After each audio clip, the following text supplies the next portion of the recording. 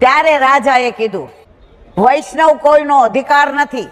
જે વૈષ્ણવની રીત સંભાળે, જે વૈષ્ણવની રીત પ્રમાણે રહે, એના સિદ્ધાંતો પ્રમાણે જીવે, એ પછી શૂદ્ર હોય કે બ્રાહ્મણ હોય, વૈશ્ય હોય કે ક્ષત્રિય હોય, એ અમારો વૈષ્ણવ.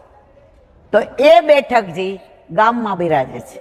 આ ચત્રભુજ સ્વરૂપ મદન મોહનજી એ ત્યાં બિરાજે છે, ગદાધરના ઠાકોરજી.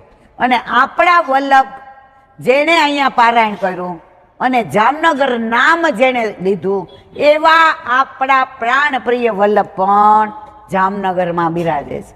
દ્વારકા 3 દિવસ જવાનું નક્કી કર્યું ને, જામનગર ને જામખંભાળિયા અંદર હતું જ નહીં. હતું મિલનભાઈ?